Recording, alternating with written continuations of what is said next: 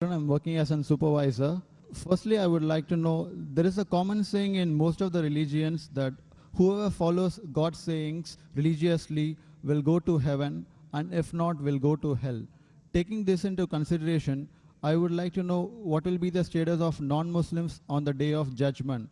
Secondly, I would like to know the importance of the holy month of Ramadan for the benefit of non Muslims who have come here. And finally, I would like to say, from the little experience I have gained in my life, I can strongly say Islam is the only religion which has clear cut, sound theoretical knowledge supported with logical examples with reasoning.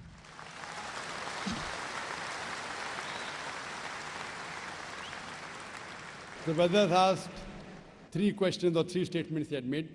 The first question was that all the religions say that if you don't believe in the commandments of God, you will go to hell. What will happen to non-Muslim on the day of judgment? Brother, as I mentioned earlier, the Quran says in Surah Nisa chapter 4 verse 48 and Surah Nisa chapter 4 verse 116, Allah, if He pleases, He may forgive any sin, but the sin of shirk, associating partners with God, He'll never forgive. So if a person dies as a non-Muslim and he associates partners with others, he believes in false gods, he does idol worship, he shall never go to heaven. Compulsory he'll go to hell. To go to heaven, you have to believe in one God, worship Him alone, and follow His commandments. Regarding a second question, what is the benefit of the month of Ramadan to the non-Muslims?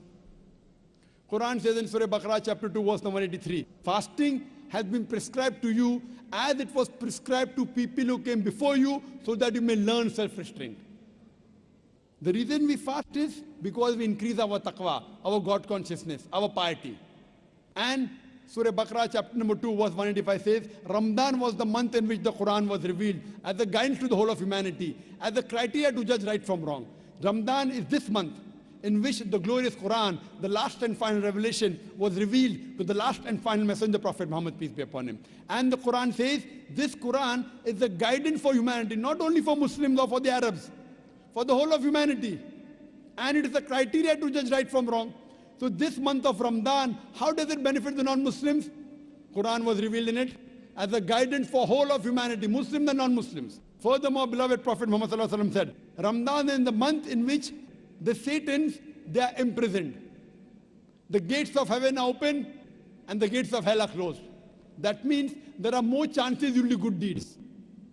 A person does more good deeds in Ramadan, the chances of him doing bad deeds is less.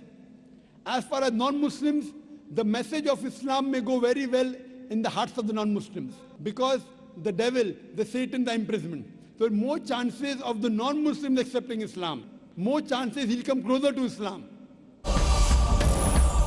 Statement. You believe that Islam has got theoretical points in it and it is backed up with reason and logic. So when you agree that Islam then rules and regulations which are backed up with reason and logic, my question to you in this month of Ramadan, then why don't you accept Islam? It is not a question of accepting Islam. For the matter of fact, I do accept all the religions, all the good things every religion is saying. So I don't have any... Whether you say you believe in all the good things in all the religions, that means there are some bad things in some religions, correct? I do agree, strongly agree. Oh, fine. I want to ask you a simple question. What do you think is bad in Islam? Practically, I have not come across anything bad in Islam, but maybe in practice, people have... No, in Islam, don't talk about Muslims. Muslims may be bad. I'm not talking about Muslims. Okay. Talk about Islam. There are Muslims who may have alcohol, there are Muslims who may cheat. I've not come across anything bad about Islam, good. to be now very frank. You told me very frankly, you take good things of all the religions. You also said you know there are bad things in other religions. And you also said you don't know of anything bad in Islam. So Yeah, now in the other religions, you are good and bad. In this religion, only good.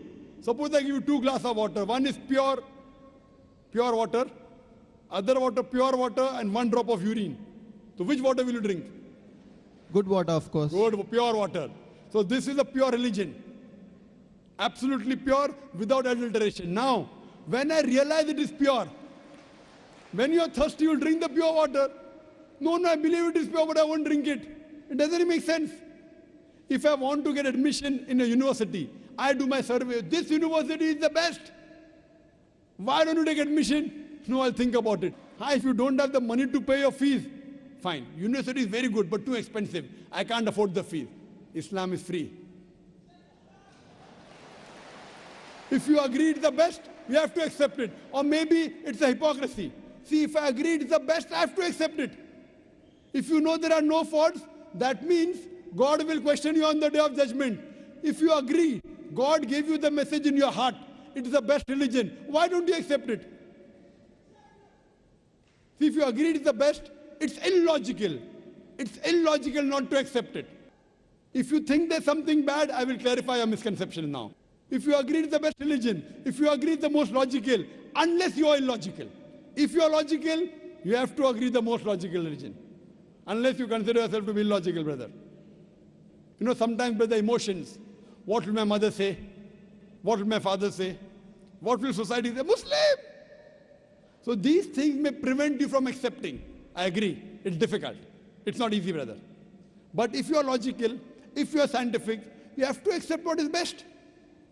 Therefore, I say, if someone proves to me any religion better than Islam, I will accept it. If someone proves to me today, anytime, there's any religion better than Islam, I am ready to accept. If someone proves to me Christianity is better, I am ready to accept Christianity. Someone proves to me Hinduism is better, I am ready to accept Hinduism. I am not just talking. I have discussions with the doctors of divinity, with the top Christians. I am not a scholar, I am a student. I consider myself to be a student of comparative religion. But I have dialogues and discussions and debates with the top scholars of Hinduism. You know the most popular Hindu speaker is Sri Sri Ravi Shankar. Have you heard of him? Very much. Yes, he agreed with the Quran. I'm He a big agreed fan of him, in fact. You are a fan of him, mashallah. Have you seen my debate with Sri Sri Ravi Shankar? No, I'm not seeing. So you should see the debate with your hero, Yeah. Sri Sri Ravi Shankar, Sure. and the student of comparative religion. Inshallah, if I get an opportunity, definitely. Yes, and since you agree, even he agreed that God has got no images. He agreed in the truthfulness of the Quran. Unfortunately, he didn't accept it. You know why? If he accepts, he will lose all the following. I agree. You agree. Do you have a following? Do you have a following, brother? No, I don't have any following. Very good. So what will you lose? Maybe some friendship, maybe some relatives. It's difficult. It's difficult. But if you know the truth, you should accept it. There's nothing wrong about it.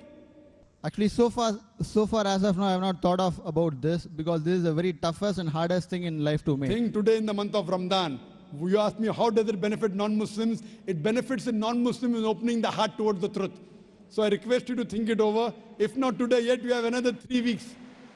Another 2-3 weeks you have till the month of Ramadan. If not today, except in the month of Ramadan, it will benefit you.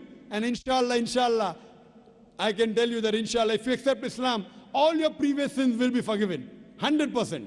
So today if you accept Islam, if suppose you die today, I can tell for sure you will go to Jannah. I am not sure about myself, but about yourself I can tell you. Because the moment a person accepts Islam, all his previous sins are forgiven.